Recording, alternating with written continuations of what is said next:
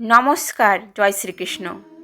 আজ আমরা জানব কেন তুলসীর মালা গলায় ধারণ করা উচিত।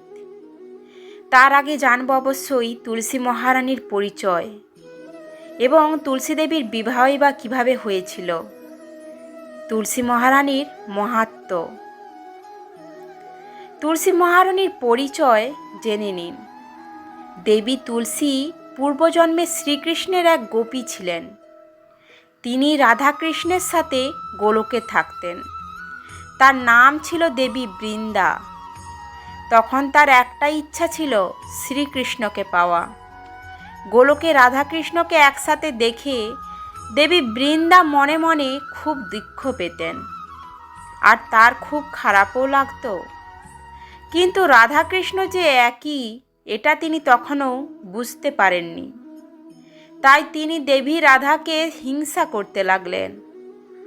একদিন দেবী বৃন্দার মনে শ্রীকৃষ্ণকে পাওয়ার ইচ্ছা প্রবল আকার ধারণ করে এবং তিনি শ্রীকৃষ্ণকে বিবাহ করতে চান।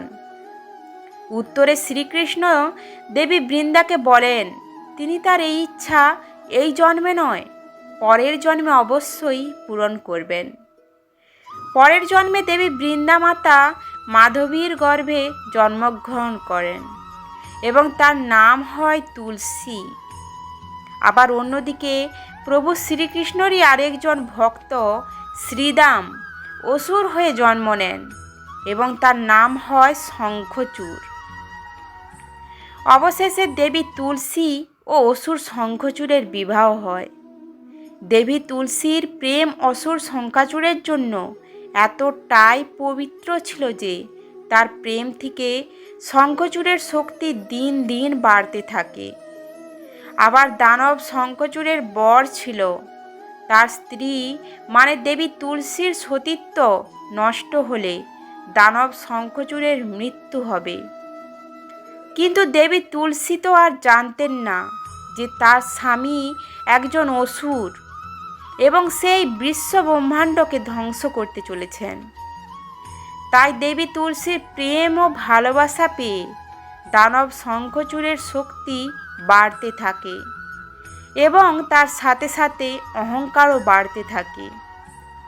অসুর শঙ্খচূড় সমস্ত সংসার ধ্বংস করার চেষ্টা করায় দেবতারা সবাই মহাদেবের কাছে যান সাহায্যের জন্য। সমস্ত সংসারকে রক্ষা করার জন্য মহাদেব শঙ্খচূড়ের সাথে যুদ্ধ শুরু করে। ঠিক সেই সময়ে ভগবান শ্রীকৃষ্ণ অসুর শঙ্খচূড়ের রূপ ধারণ করে দেবী তুলসীর সতীত্ব নষ্ট করে, যার ফলে মহাদেবের ত্রিশূল দ্বারা অসুর শঙ্খচূড়ের মৃত্যু হয়। শঙ্খচূড়ের মৃত্যু সংবাদ এবং ভগবান শ্রীকৃষ্ণের ছলনার কথা জানতে পেরে তুলসী দেবী শ্রীকৃষ্ণকে অভিশাপ দেন যে শ্রীকৃষ্ণ চিরদিনের জন্য পাথর হয়ে যাবে। ভগবান শ্রীকৃষ্ণ তুলসী দেবীর অভিশাপ স্বীকার করেন এবং তিনি পাথর হয়ে যান। কিন্তু তখন তো দেবী তুলসী সত্যটা জানতেন না। দেবী তুলসী শ্রীকৃষ্ণকে অভিশাপ দেওয়ায় শ্রীরাধা খুবই দুঃখ পান এবং তিনি তুলসী দেবীকে সত্যটা জানাতে চান। কিন্তু প্রভু শ্রীকৃষ্ণ বারণ করাতে শ্রীরাধা দেবী তুলসীকে সত্যি কথাটা বলতে পারেন না। এদিকে আবার সত্যটা জানতে দেবী তুলসীর খুব ইচ্ছে হয় এবং তিনি এই জন্য মহাদেবের কঠোর তপস্যা শুরু করেন।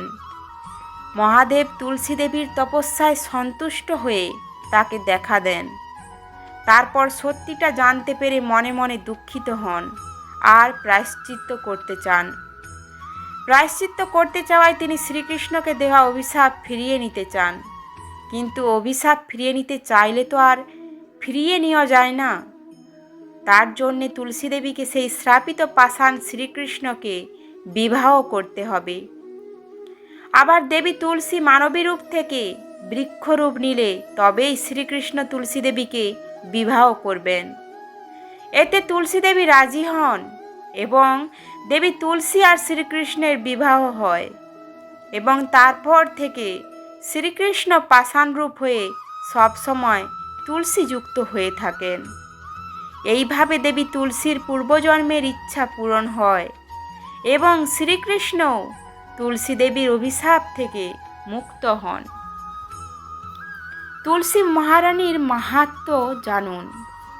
তুলসী মহারানীর মাহাত্ম্যর কথা বলে শেষ করা যাবে না। তার মাহাত্ম্য বিশাল। তুলসী দেবী হলেন মানব জাতির জন্য পুণ্যময় ও কল্যাণময়। মাতা লক্ষ্মীদের মতো দেবী তুলসীও শ্রীহরি বিষ্ণুর খুবই প্রিয়। পার্থক্য শুধু এটাই যে মাতা লক্ষ্মী থাকেন শ্রীহরির বিষ্ণুর গৃহে আর দেবী তুলসী থাকেন শ্রীহরির বিষ্ণুর গৃহাঙ্গনে। তাহলে আপনারা তো জানলেন যে তুলসী পত্র কতটা পবিত্র। আর যদি গলায় ধারণ করা যায় তাহলে কতটা পুণ্য হতে পারে এটা আপনারা কল্পনাই করতে পারেন। তুলসীমালার উপকার প্রচুর। তুলসীমালা কণ্ঠে ধারণ করা মানেই হলো তুলসীকে কণ্ঠে ধারণ করা। চলুন তাহলে তুলসী মহারানীর মাহাত্ম্যের কিছু কথা জেনে নেই। তুলসী পত্র মানব জাতির জীবন কল্যাণের জন্য ঔষধ এবং মৃত্যুকালে তুলসী পত্র ছাড়া তার উদ্ধার হয় না। শ্রীহরি বিষ্ণুকে একটিমাত্র তুলসী পত্র দান করলে যে পুণ্য লাভ হয় তাকে হাজার হাজার কলসি অমৃত দান করলেও সেই পুণ্য লাভ করা যায় না। তুলসী পত্র ছাড়া শ্রীহরি বিষ্ণু কোনো ভোগবস্তুই গ্রহণ করেন না। যদি কোনো ব্যক্তি প্রতিদিন তুলসী দর্শন, তুলসী তলায় জলদান, তুলসী প্রণাম, তুলসী মন্দির প্রদক্ষিণ, তুলসীকে স্মরণ এবং তুলসী পত্র সেবন করেন তাহলে সেই ব্যক্তির শ্রীহরি বিষ্ণুর চরণ লাভ হয় এবং বৃন্দাবনে তার বাস হয়। তুলসী নাম এতটাই শুদ্ধ, এতটাই পবিত্র যে তার নাম নেওয়া মাত্রই মনে শান্তি চলে আসে। এবার কিছু প্রশ্নে আসি, তুলসীমালা কারা পড়তে পারবেন? তুলসীমালা এতটাই পবিত্র যে যে কোনো ব্যক্তি তুলসীমালাকে তার কণ্ঠে ধারণ করতে পারবে। এতে লাভ ছাড়া ক্ষতি হবে না। তুলসী মালার কণ্ঠে ধারণ করার উপকারিতার ব্যাপারে জানলে বুঝতে পারবেন। যখন কোনো গুরুজন বা কোনো সাধু ব্যক্তি তুলসী মালা গলায় ধারণ করতে বলেন তখন অনেকে টিটকারি করে, বলে এখনও আমাদের সময় হয়নি, বৃদ্ধ হলে পড়ব। কিন্তু তুলসী মালা পড়ার তো কোনো বয়স হয় না। তুলসী মালা যে কোনো সময় পড়া যায়। কিন্তু আবার একটি কথা আছে যে যারা প্রকৃত কৃষ্ণ ভক্ত একমাত্র তাদের কণ্ঠেই তুলসী মালা শোভা দেয়। আমরা যে গলায় সোনা, রূপা বা অন্য কোনো ধাতুর মালা পরি তা শুধু এই জগতের আকর্ষণীয় করে তুলবে, কিন্তু তুলসী মালা এমন একটা অলংকার যেটা ধারণ করলে ইহকাল এবং পরকাল দুই কালই আপনাকে আকর্ষণীয় করবে এবং সুন্দর রূপ দান করবে। তুলসী মালার উপকারিতা।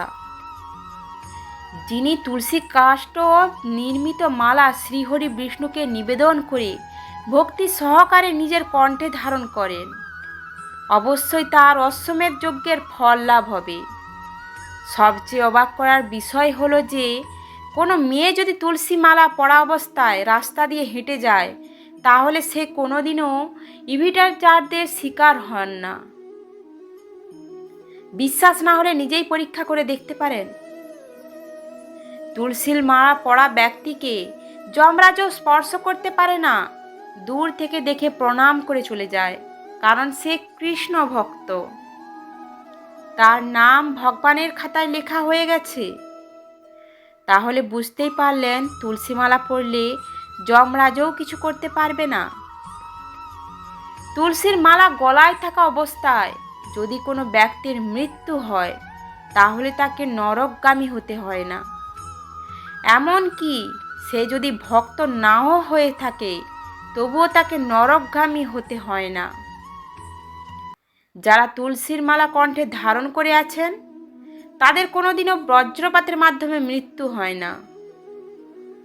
আবার সবাই আমরা দেখি যে সাপুরিয়াদের হাতে একটি করে লাঠি থাকে, সেই লাঠির মাথায় কিন্তু তুলসী লাগানো থাকে, যার কারণে সাপেরা কিন্তু মাথা তুলে তাকাতে পারে না। ঠিক সেই রকমই গলায় যদি তুলসীর মালা পরা থাকে তাহলে কোনো দিনও সাপেরা কাটে না বা ছোবল দেয় না। আমরা অনেক দিনে বা রাতে ঘুমানোর পরে বাজে স্বপ্ন বা ভয়ের স্বপ্ন থাকি, তারপরে ভয়ে হাত পা কাঁপতে থাকে, যার কারণে শরীরে বড় কোনো ক্ষতি হয়ে যেতে পারে। তুলসীর মালা গলায় পড়া থাকলে এই ক্ষতির হাত থেকে রক্ষা পাওয়া যায়। আবার অনেকে তুলসী মালা ধারণ করার পরে মায়াতে পড়ে প্রভু শ্রীকৃষ্ণকে ভুলে যায়। যদি এমনটা হয় তাহলে ভগবান তাকে ফেলে দেয় না, বরং তার সদ্গতি করে এবং তাকে পুনরায় ভক্ত ঘরে জন্মগ্রহণ করায়, যাতে তার উদ্ধার হওয়ার সম্ভাবনা আরও বেশি হয়। যারা তুলসীর মালা ধারণ করেছেন তারা তুলসী মহারানীর কৃপায় আস্তে আস্তে মিথ্যা কথা বলা কমিয়ে দেয় এবং এককালে তারা মিথ্যা কথা আর বলে না। আর শাস্ত্রে তো লেখাই আছে যে মিথ্যা কথা বলা মহাপাপ। শেষ বিদায়ে আর একটি কথা বলতে চাই, মৃত্যুর পর চোখে তুলসী পাতা দিয়ে লাভ নেই। তখন তুলসী পাতা দিয়ে কী লাভ? তখন তো দেহ থেকে প্রাণ গোবিন্দ চলেই গেছেন। দেহে প্রাণ গোবিন্দ থাকে তুলসী মালা গলায় দিলে না। সুতরাং মৃত্যুর পরে তুলসী পাতা দিয়ে কোনো লাভ হয় না, ওটা দেয়া হয় শুধুমাত্র নিয়ম পালনের জন্যে। তাহলে আসুন আমরা সবাই মিলে শ্রীকৃষ্ণের মহামন্ত্র জপ করে দেবী তুলসীকে কণ্ঠে ধারণ করি। জয় তুলসী মহারানী কি জয়। আশা করি আজকের ভিডিওটি ভালো লেগেছে। যদি ভালো লাগে এরকম নিয়মিত তথ্য পাওয়ার জন্য অবশ্যই চ্যানেলটি সাবস্ক্রাইব করে রাখবেন আর কমেন্টে আমাকে জানাবেন আপনারা কী রকম ধরনের তথ্য পেতে চান। ধন্যবাদ। জয় শ্রীকৃষ্ণ।